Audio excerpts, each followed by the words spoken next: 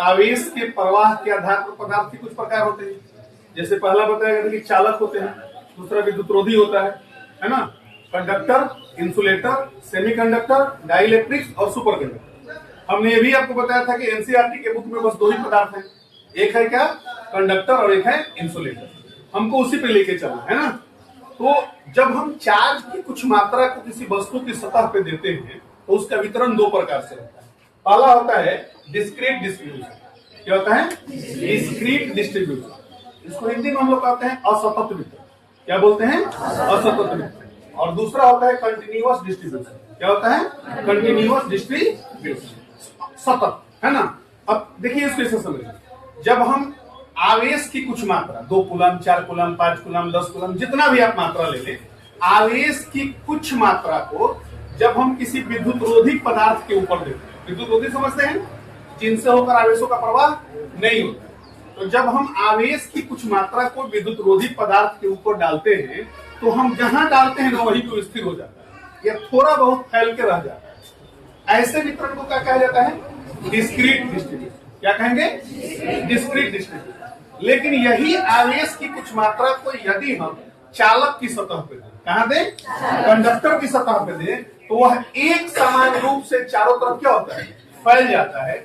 इस प्रक्रिया को क्या कहा जाता है? कंटिन्यूअस। नाम भी देखिए, डिस्क्रीट माने छोटा छोटा भाग हुआ और कंटिन्यूअस मतलब क्या हुआ? एक समान। बिल्कुल उसी तरह जैसे आप सभी जब आए हैं, अगर आपका देखा जाए कि सभी बेंच पर लगभग वितरण समान है कि नहीं।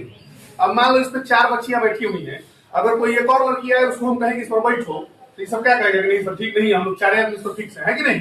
लेकिन अगर किसी बेंच पे 2 बच्चे हो तो वहां किसी को बैठाया जाए तो बैठा सकता है कि नहीं सकता है। तो इसको हम क्या कहेंगे कि डिस्क्रीट का मतलब होता है कि जब किसी आवेश की कुछ मात्रा को किसी विद्युतरोधी पदार्थ के ऊपर दिया जाता है तो वह वहीं पे स्थिर हो जाता है या ज्यादा फैलता वगैरह नहीं है। आवेश के ऐसे वितरण को क्या कहेंगे? Discrete distribution. और दूसरा क्या है? कंटिन्यूअस। जब आवेश की कुछ मात्रा को किसी चालक के सतह पे दिया जाता है तो वह चालक के संपूर्ण सतह पर एक समान रूप से क्या होता है? फैल जाता है। इस प्रक्रिया को क्या कहेंगे? अब ये कंटिन्यूअस डिस्ट्रीब्यूशन जो होता है वो 3 प्रकार का होता है। पहला होता है लीनियर चार्ज डेंसिटी, दूसरा होता है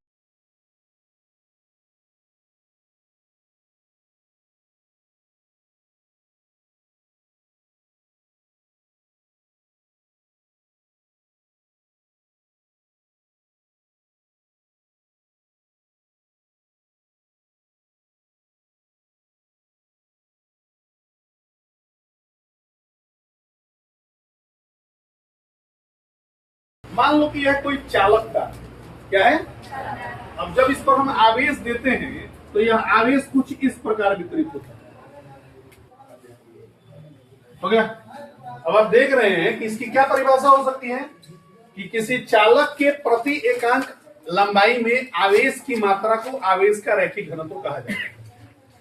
किसी चालक के प्रति एकांक लंबाई में आवेश की मात्रा को आवेश का रैखिक घनत्व कहा जाता है।